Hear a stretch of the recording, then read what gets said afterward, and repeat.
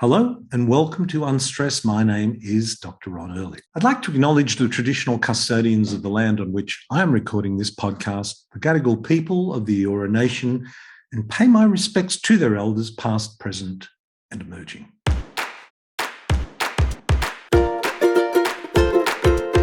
Well, today we are going to be focusing on World Localisation Day.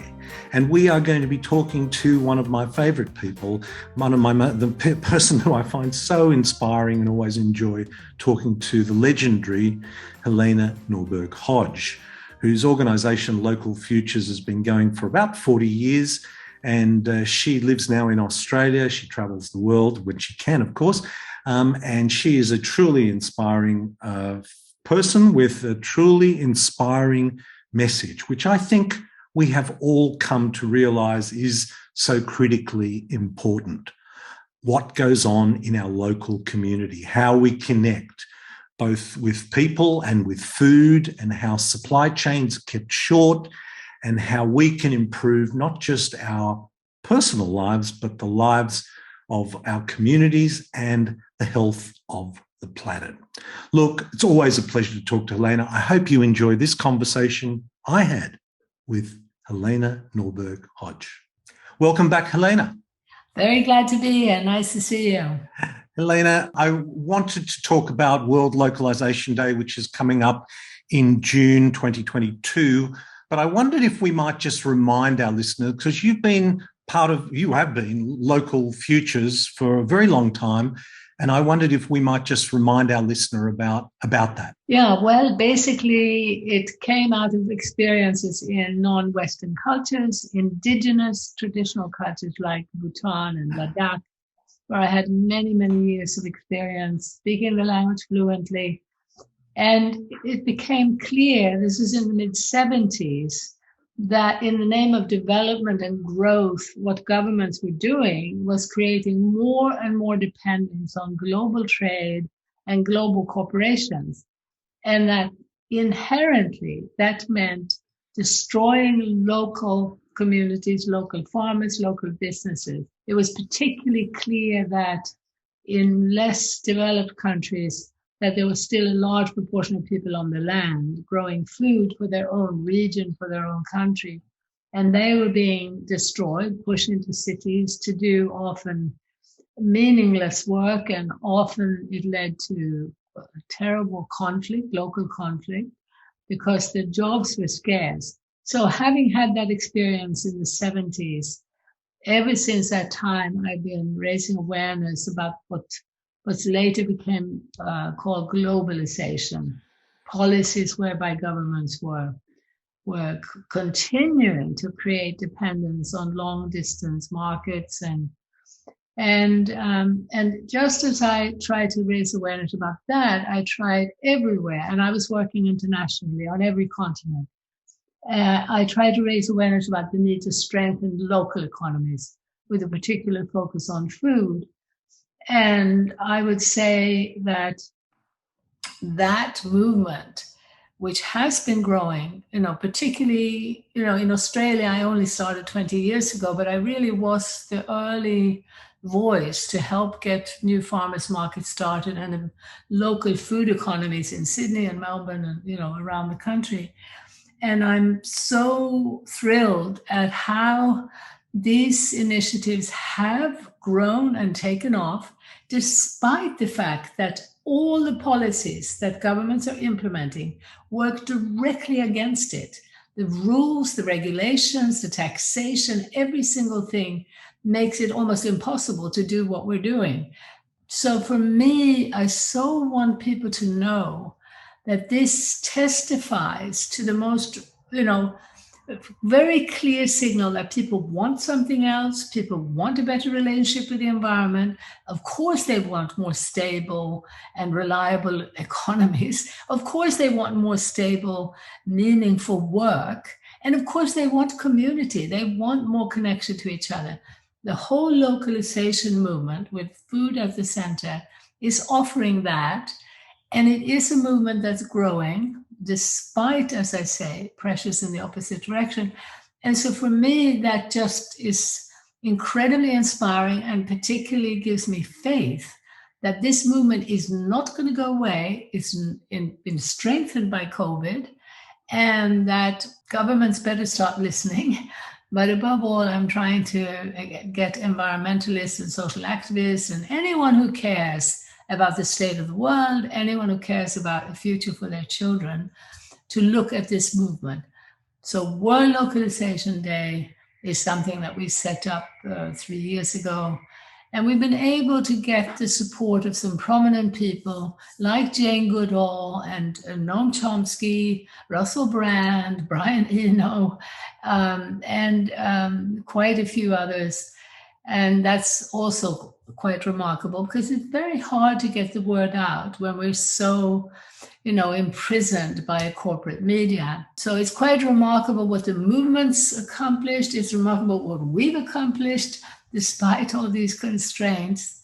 And I'm glad that you want to help get the word out. Oh, I most definitely do. And I've felt passionate about it, even before I knew about what you were doing, because I think, I remember saying many years ago that I think neoliberalism, which is all about globalization, will prove to be one of the great environmental and social disasters of human history. I know that's a big statement, but I quite like making big statements. It's a big movement, the neoliberal movement, so it needs a big, strong critique. It does. And I guess this pandemic, and it's something that I have been aware of, the role of the corporations on healthcare, particularly environment and human health, for a very long time. But I have to say that I came out of these last 2 years of the pandemic gobsmacked. I mean, just almost breathtaking, the length, depth, and breadth of corporate influence. I mean, I've stopped referring to news organizations as news organizations. They are media outlets. And that's why I love talking to you, Helena, to hear you say this is a movement that is not going away. How have you seen the last 2 years, unfold, and how have you interpreted it? Well, I mean, I think it's really important to step back a few steps and look at the fact that there were many voices, even starting with the foundation of the environmental movement. There were voices like Rachel Carson, who was a leading, very respected scientist in America, who said, wait a minute, science is going in the wrong direction. It's getting too specialized, too reductionist, too mechanistic.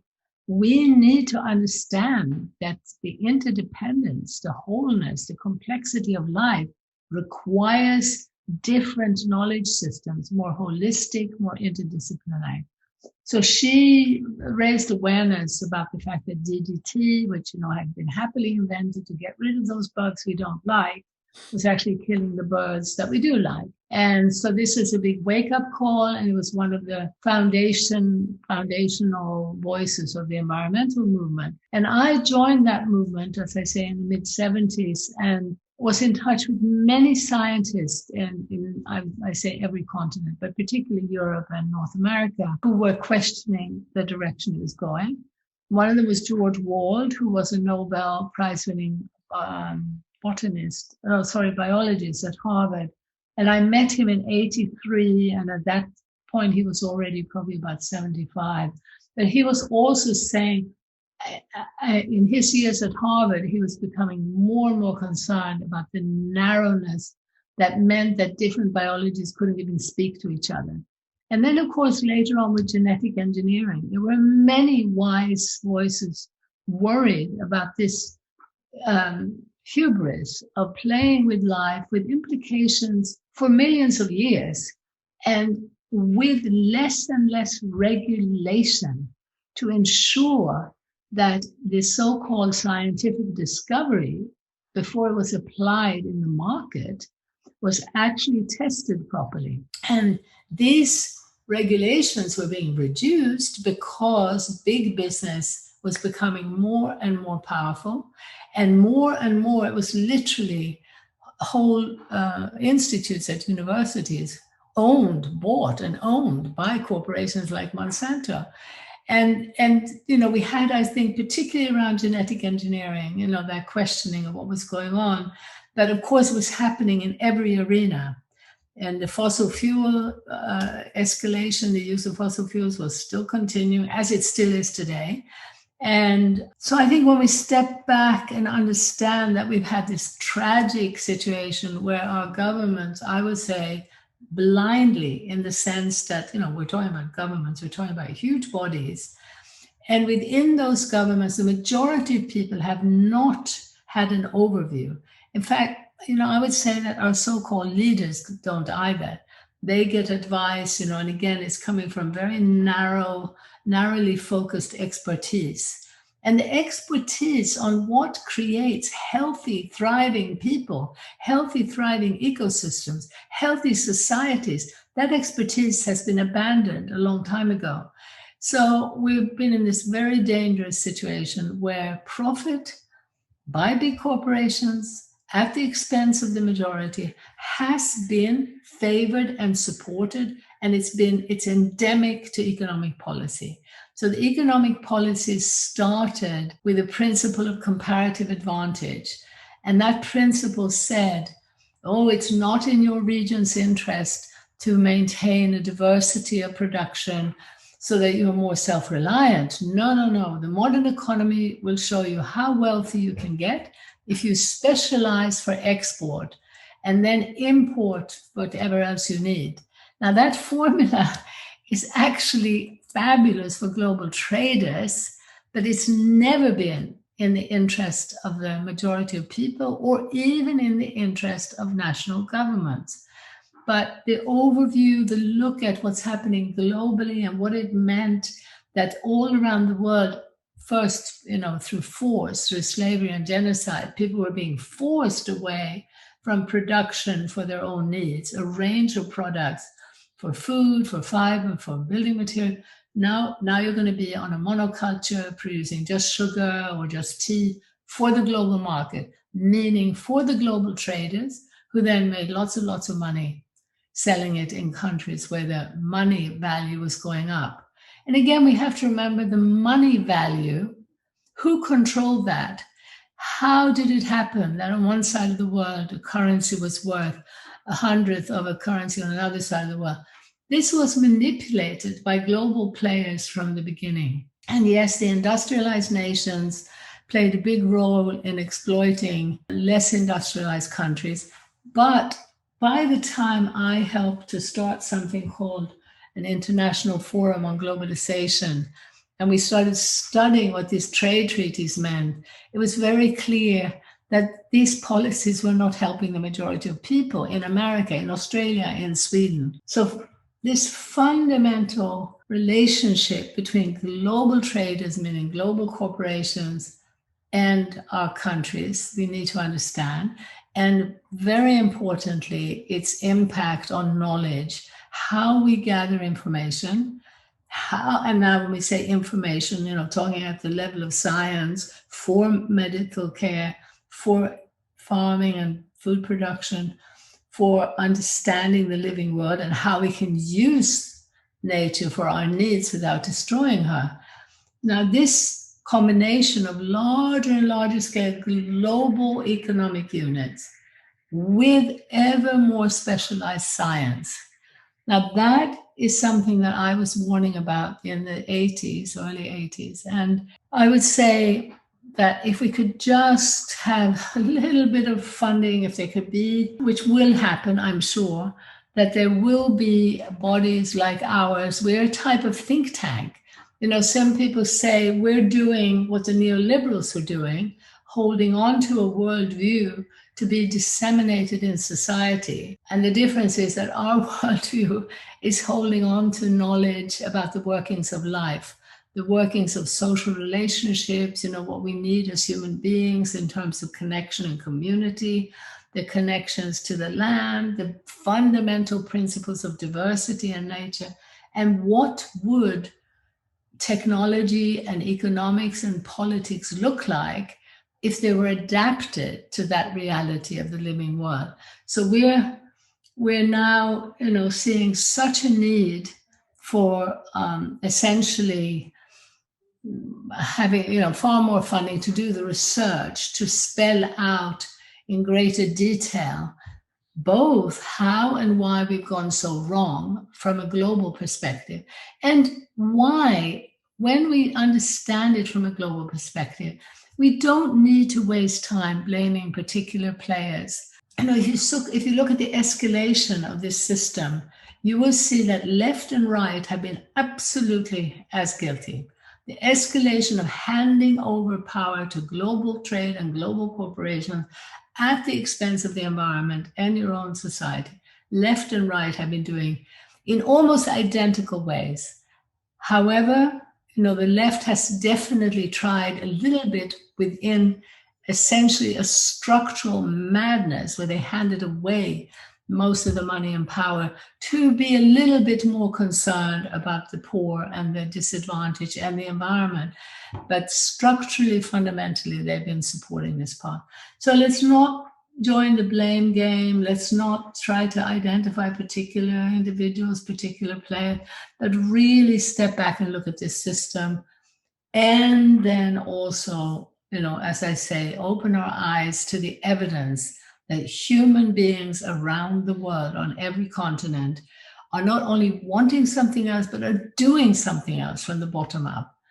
So when you see the pandemic in this light, then it's a logical outcome of having allowed big business to run the show, to run the science, to run the regulations, which means essentially deregulating themselves, while they have been lobbying governments to regulate everybody else. So you have a fabric of virtually every individual, every small place-based business, even national industries, under the view of government bureaucracy, which has become bigger and bigger and bigger. And at that level, any place-based, from the tiniest little business to a national industry, is being heavily regulated and squeezed for taxes.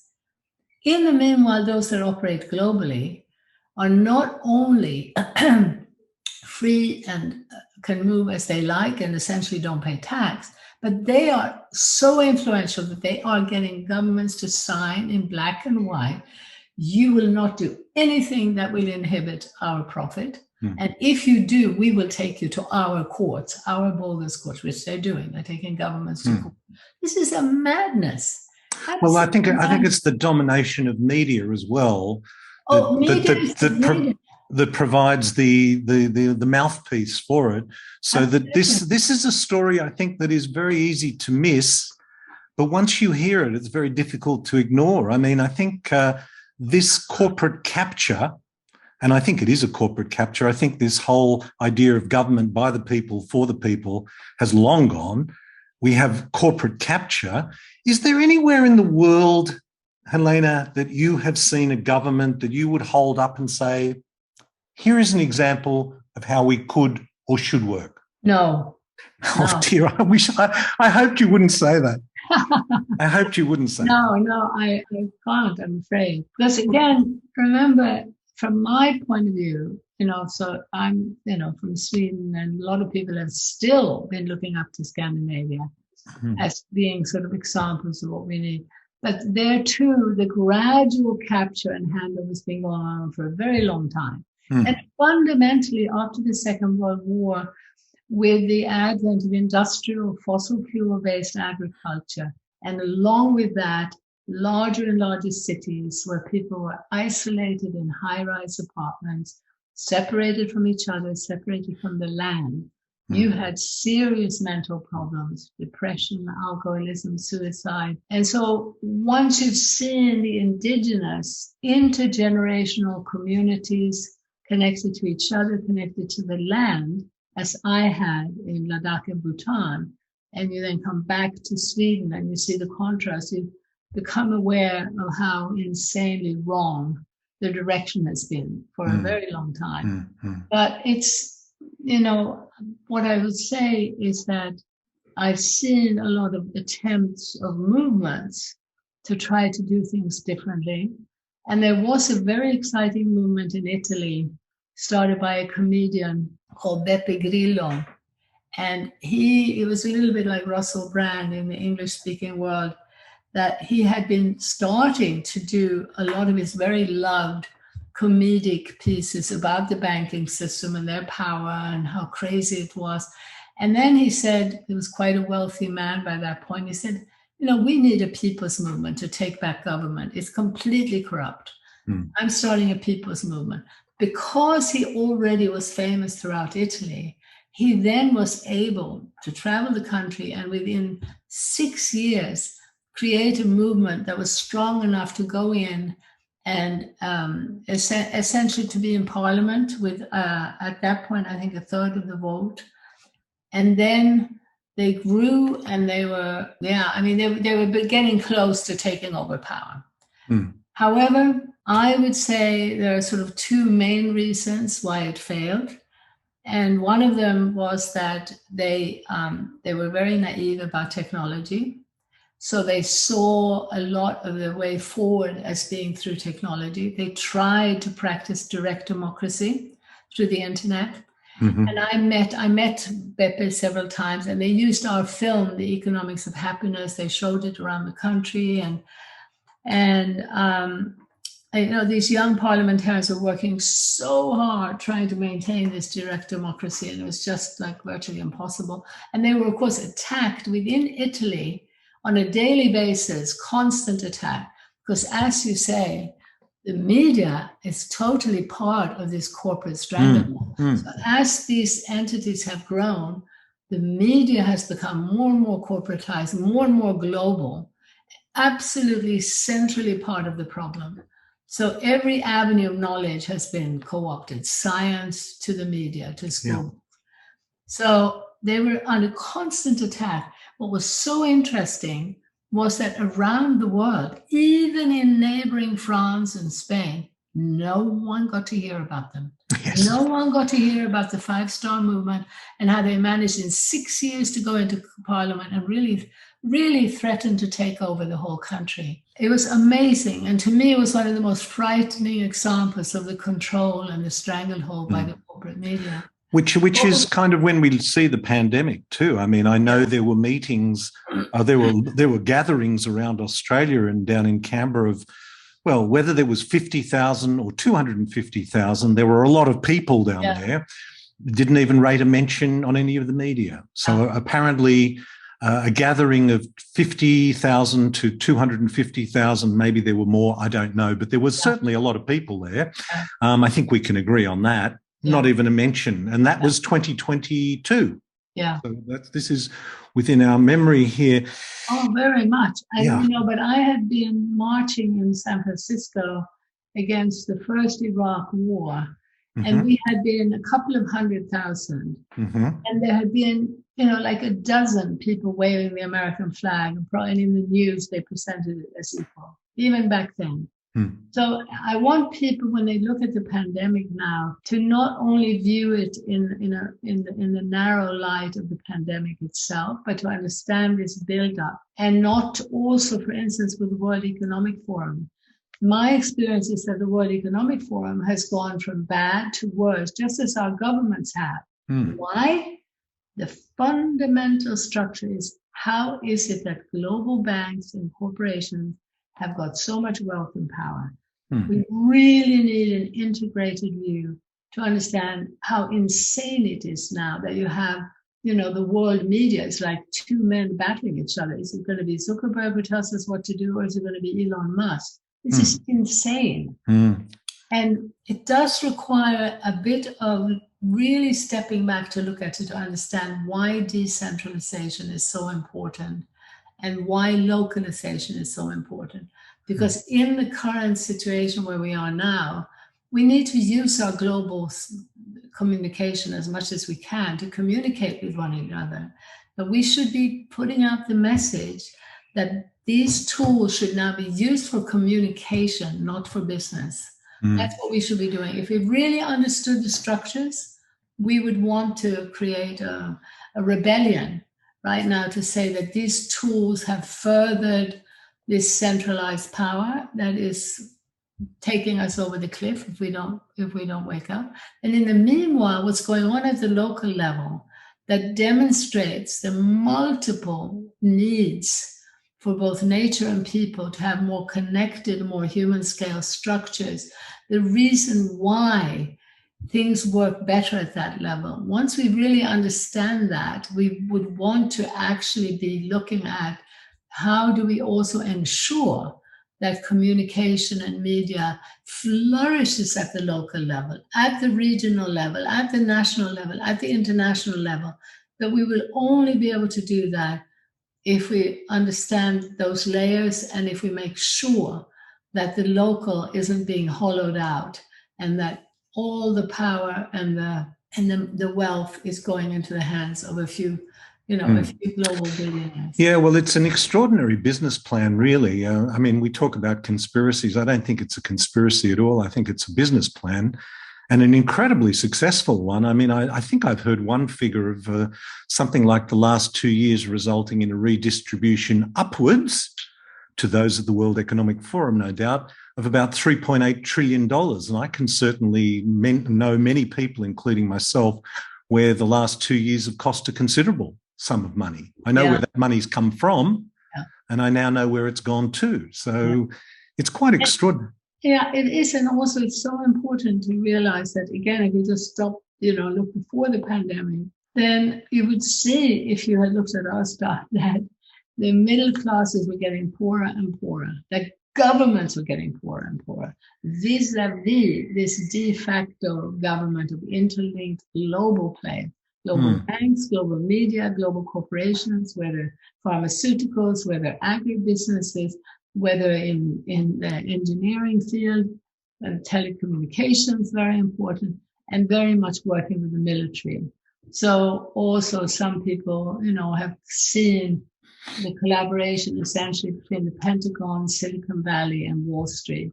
And it created this casino, which has already been essentially run by algorithms, but is more and more in the hands of algorithms. And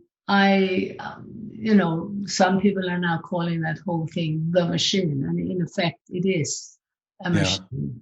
Yeah. And it's a very, very dangerous machine. Yeah. But I want to come back to your optimism because I love that optimism. And I think it's what we need to focus on, because if we become too overwhelmed by the forces of economic growth and globalization, that's one thing that's going on. But let's focus on what we can do. You mentioned you brought food markets and local food supply.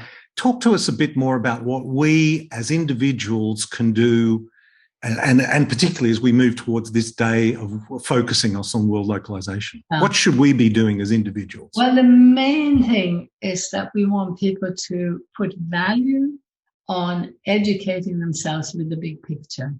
And that we want them to see, once they sort of get it, that, wow, there is this evidence that this is not a system created by human beings and some kind of innate human greed. It's actually a system that started with force. It's not natural.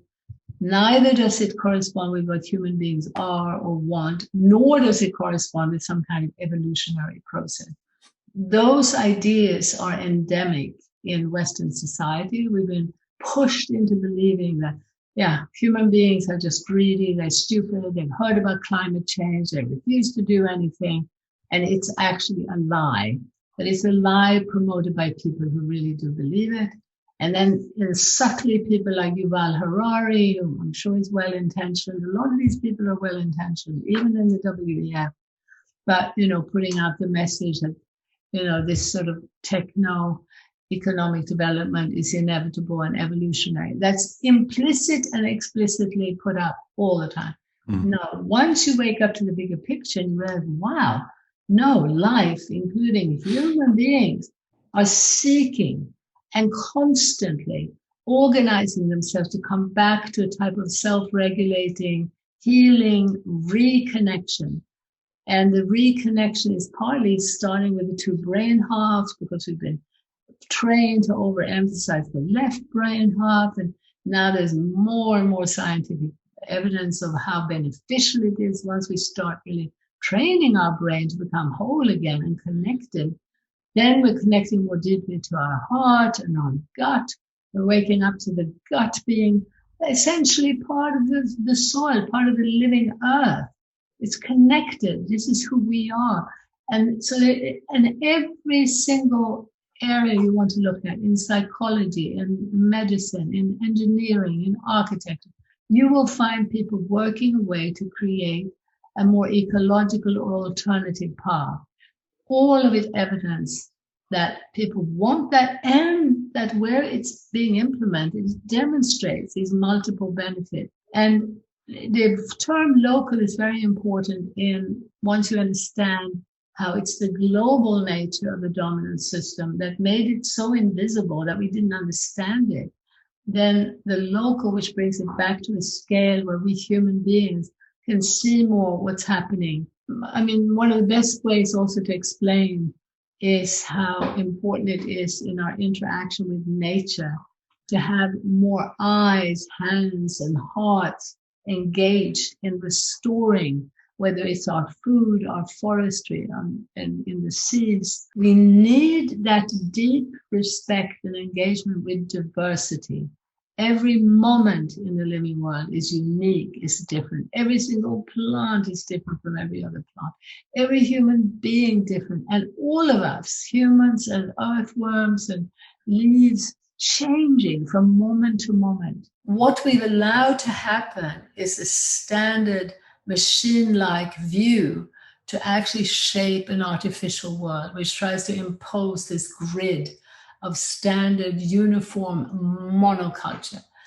So I could go on forever, but I just do want to say. I know. Well, I know that you are also very passionate about Indigenous knowledge, and I'm wanting to focus on that myself in the program and in my life. And I had the pleasure recently of talking to Tyson Yonkaporta, who wrote that wonderful book, Sand Talk, and I've read Bruce Pascoe's Dark Emu, which adorns my bookshelf as a must-read. But I guess the thing that could summarize an Indigenous approach is connection. That's the word that summarizes an Indigenous approach. Connection. Yeah, but connection isn't enough. You see, this is a problem. In we have to understand that Indigenous means of place. It means local. Mm-hmm. And so we need to use more holistic language, and we need to understand that now we're being all the time massaged to have simplistic ideas. And so now regenerative agriculture, for instance, is very popular, and there's so much happening that's good there, but it's also in danger and already is being co-opted, just like the word sustainable. And so we've got to, again, once we're more aware of what's going on, we've got to talk about more diversified, smaller scale, local, community-based. And once we start, and slower, we actually want to react against the arguments. Oh, this is going to speed up the harvesting. Let the AI, let the robots start doing this. And the robots are going to spray so much more carefully than human beings can. Got to be really looking at solutions that don't entangle us further in debt and high tech where it's not necessary. And that's a really, right now, one of the sad things is that a lot of people are being co-opted in that way. And that the Green New Deal, which sounds great, renewable energy sounds great, but again, we don't have the holistic analysis that looks at the fact that big industries are trying to push for the mega wind farms, for plastering thousands of acres of land with solar panels.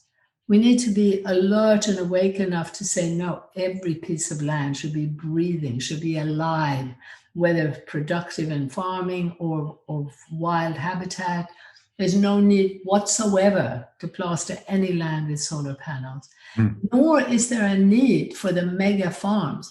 That all feeds the mega industry and the global system. So the global media, the global system is feeding in ideas that mean that so many good environmentalists and Greens are being co-opted into supporting things that are actually profoundly unhealthy. And it's more than anything, it's about the systemic paths now into the future. After COVID, what happened is that COVID strengthened both paths.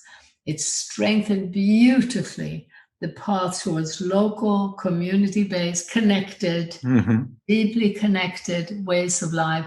People developed also an awareness about the need for local, shorter distances, shorter supply chains. They started even growing some of their own food, making their own bread. And even though they often couldn't connect deeply, they connected to their neighbors and their communities to look after each other. Yeah. There are beautiful examples from Yes. all over the world. But at the same time, this path whereby global banks, corporations, and particularly this collaboration between high tech, military, and a financial casino, that path pushing us into AI-led agriculture. And literally the end result will be 100% of humanity in bigger and bigger mega cities dominated by AI. And there we need to be clear about not supporting that path. And so what do I want people to do? I want people to be more informed so that they can inform themselves and others about these divergent paths and be clear about actively supporting the life-affirming path, express their love and appreciation for life, express their literacy, that they do understand the difference between wanting to be cared for by robots, which is already happening in Denmark, and so on, nursing, with robots, and, that they wake up enough to their deep felt needs. And I have to say, it's mainly women leading the way. The localization is led by women. They are more in tune with that deep connection between them and the living earth. And as you know, also as giving birth and the deep connection to their children. Look, I think the sooner we let women take, if the argument for men is you really need to be qualified to do this properly, well, if the evidence is anything to go by, boy, have we really fucked that one up. So let's look at an alternative. I mean, I think one of the things about the pandemic is that, prior to it, you would have had people, I don't know how to put a figure on it, maybe 5 or 10% of the world population who were really focused on the importance of localization. And I would guess that number has doubled during this period at least. Yeah, and not only that, but now with the war, the unbelievable war, it's increased more. Now what we're seeing is that the discussion is even going into policy making and higher levels. They're having to wake up. They're seeing the supply chains now, and but even also that boat in the Suez Canal getting stuck, and people are seeing the size of that bloody thing. And if they only knew, also part of the information needs to be that countries are not just trading. They are swapping identical products, because if we don't swap and we keep our own, multinationals don't make money. It's all, it's a world ruled by multinational corporations, interlinked. And I also just want to stress, remember, most of the people who work in those corporations, they don't have a global view. They are not in touch with this local movement. They're not evil people. Oh. And I feel the same way about most of the people in the World Economic Forum, certainly in the UN. I've been trying to warn for years that people shouldn't be romanticizing the UN, because the UN is nothing but appointees of these various national governments. And if you go around the world and you ask people about their satisfaction with their national governments, it's been going down, down, down like this in every single country. But then there was this idea that, the UN was different, that it was somehow an idealistic body. And in some cases, yes, it took a better position than, say, the US government. But we've got to be, anyway, to come back to why big picture activism is so important. It's really important that we tune in and understand that there is a real, practical alternative path that's actually in existence on every continent. And don't let the propaganda from the dominant system tell you that buying food from 30 miles away is not part of a systemic way of reducing emissions. because they're trying very hard. They're making all kinds of bogus studies and arguments to prevent this naturally growing local food movement. What's also happening is people are realizing, wow, we can get together in the local area. And if we pool our monies, like some communities, only 100 people putting in $1,000 each have been able to create projects that have been amazing. Or things like a group in Vermont who not only had started with the local food and local energy, local finance, but they needed to have a center and they wanted to have a place in the middle of a small town. And so they asked the owner if they could reduce the rent a bit, because as a community group, they didn't have that much money. And he reduced it a little bit. 3 months later, after he saw what they were doing, he halved the rent. So this is also when people see the benefits of community, they see the benefits of caring for the land and the direct relationship with the land. The number of prisoners that I've seen who have flowered as they've been helped to learn how to garden. And where it's really effective is when there's the wisdom that we need, the connection to each other and to nature.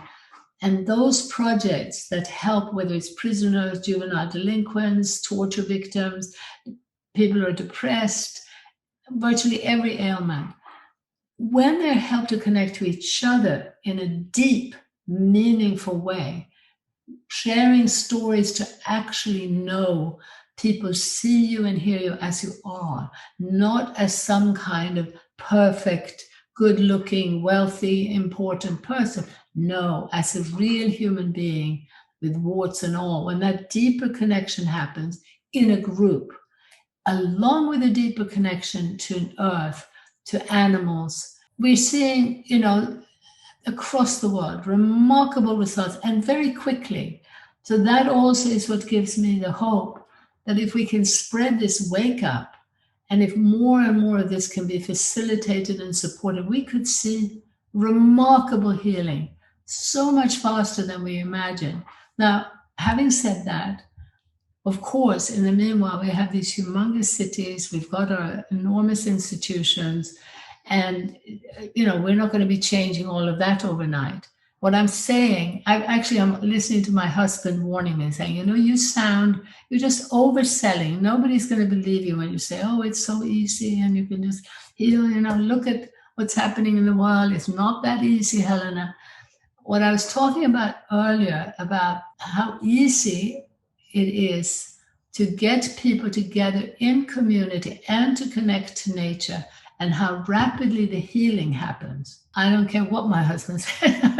I agree. I'm not going to play that down, because I've just seen it again and again and again. And it's so much more significant than people realize, because when you see it also, for instance, with local food, we are demonstrating that small, diversified farms, as diversified as possible virtually, or optimal, can produce vastly more per unit of land and water than any monoculture ever can. Doesn't matter how many chemicals you put in, how much water, you will never be able to produce more per unit of land or water than if you diversify. Now, this is a fact that needs to be spread out rapidly, because our governments are locked into this dance, obeying global capital, global AI reports, saying, no, you've got to get bigger and bigger, more and more monocultural, more production for export, and then let's import, like I said, even the same thing. So yes, those big systems, we're not going to change them overnight. But when we start changing things at the local level and people come together and heal and see productive, meaningful possibilities, they are so much stronger. And this is how we will change the world. And this is also now what we're seeing, is that where we see policy change, we were asking before about governments.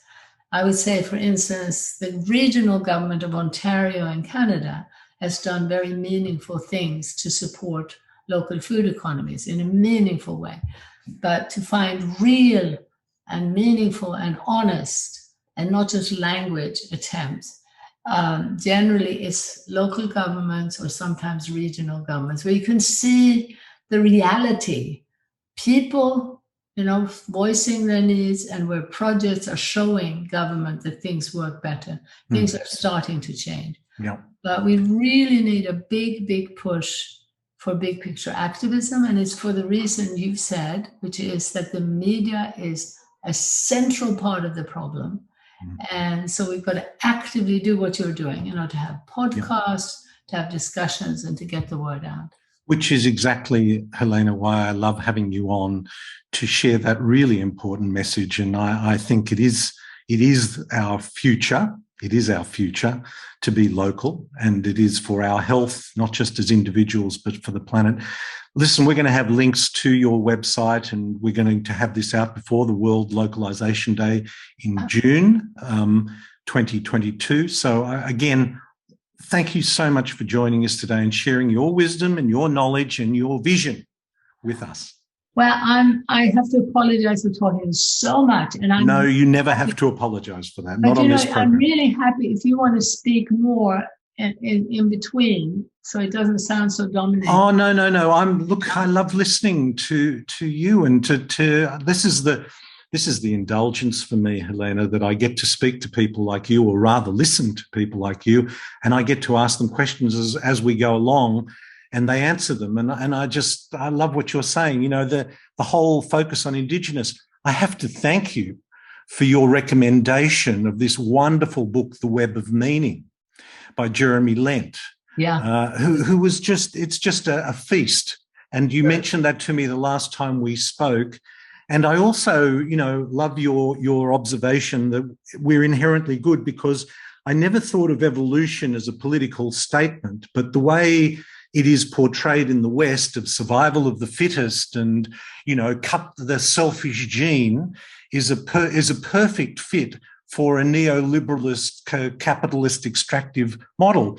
And yet, a billion years ago, or 500 million years ago, something wonderful happened when two cells got together and worked synergistically, and then multicellular organisms worked synergistically. So, we actually work better synergistically than we do as selfish genes or survival of the fittest.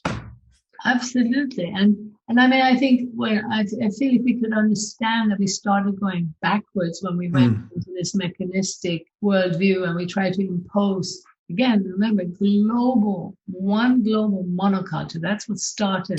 Yeah. Well, I think completely unnatural. It goes against evolution. Yeah, I think one of the things also that I can see emerging is this, and it's part of what is called the Great Reset, which has come out of the World Economic Forum, and that is the championing of vegan food.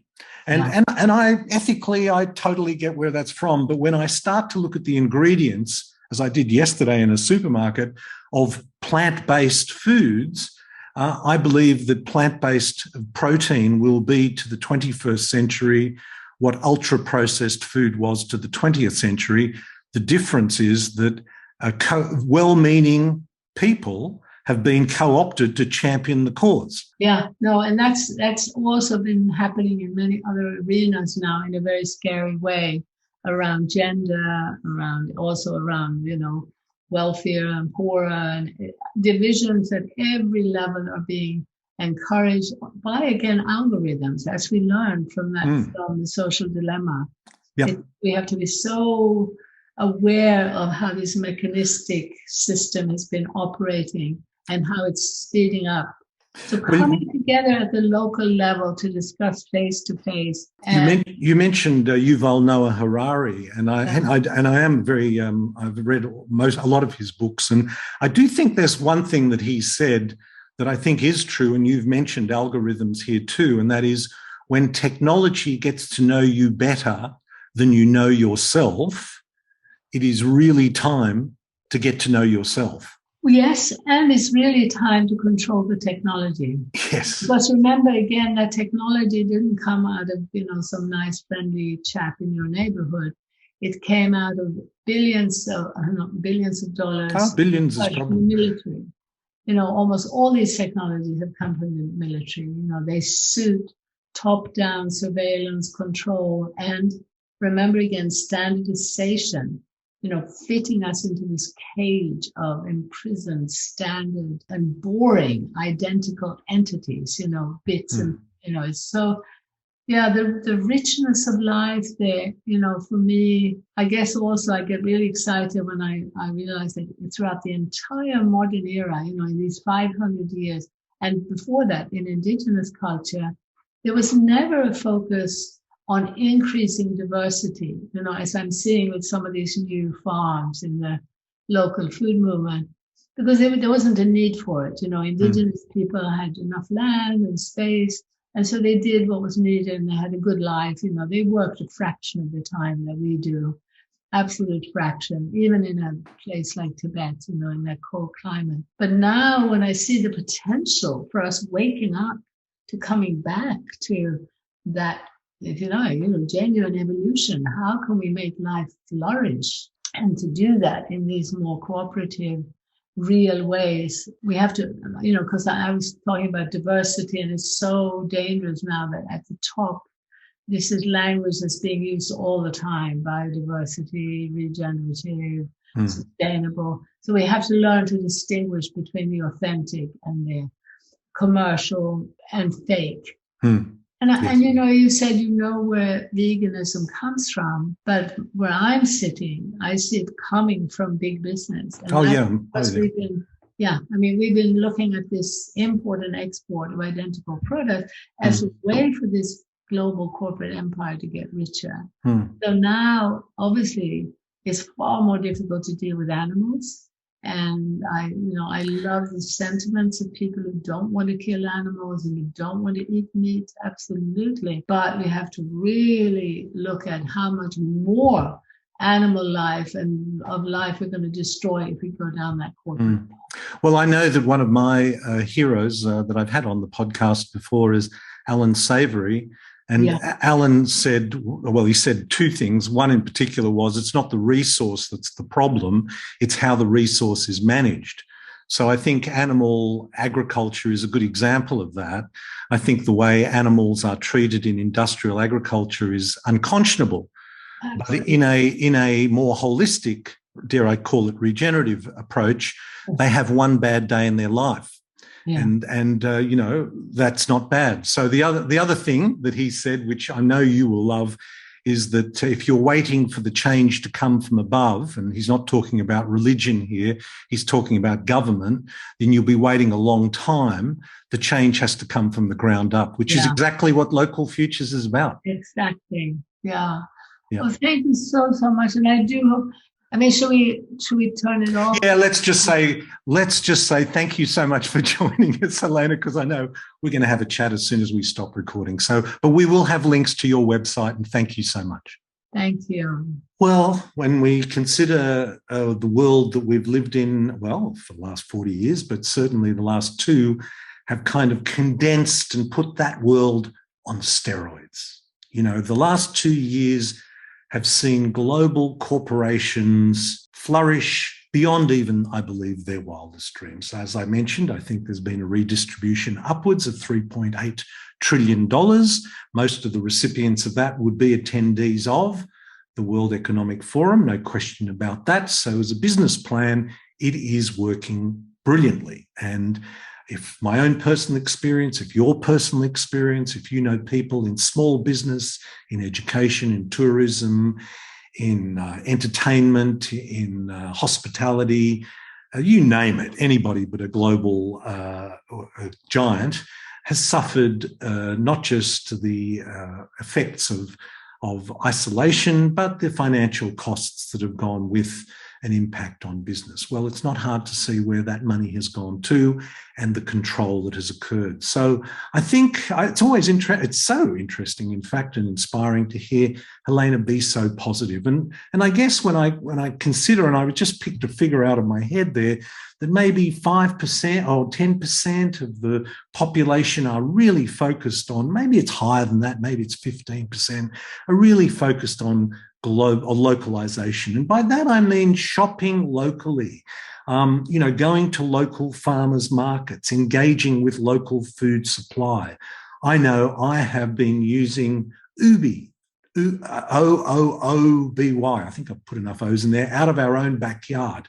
And that gives me a choice of buying food from a radius of 200, 400, 1,600, or whatever number of kilometres that I want. But I'm aware of where my food is being grown, and I'm supporting local farmers, and I'm getting directly to them via Ubi. So that's just one example. But if 10 or 15% of the population has been aware of the importance of localization prior to the pandemic, I think while the vast majority of the population are blissfully ignorant of the issues, as I said, this is a story that is very easy to miss, but once you become aware of it, very difficult to ignore. I think the people that have become aware of it have increased. I think that number has doubled. It might be now 15, 20 or 20, well, dare I say 25%. We're going to reach a critical mass. Of course, the challenge is that our media is so dominated by the messages that are coming from corporations. There is so much noise from those media that it's hard to know what to believe. In fact, in my own particular case, look, I've stopped listening to the news. I used to religiously listen to SBS News, thinking I was getting world news, really important news to keep up to date with. And I used to read the newspapers. I used to call them newspapers, like The Guardian or the Sydney Morning Herald. I think the Saturday paper still offers some journalism that we could consider journalistic, but borderline. These are media outlets. And so I now spend my time connecting online with people whose opinion I value, and I definitely value Helena Norberg-Hodge's views on the world, and that's exactly why I want to share her with you. So go online, check out Local Futures, join in on World Localisation Day. I hope this finds you well. Until next time, this is Dr. Ron Ehrlich. Be well. This podcast provides general information and discussion about medicine, health and related subjects. The content is not intended and should not be construed as medical advice or as a substitute for care by a qualified medical practitioner. If you or any other person has a medical concern, he or she should consult with an appropriately qualified medical practitioner. Guests who speak in this podcast express their own opinions, experiences and conclusions.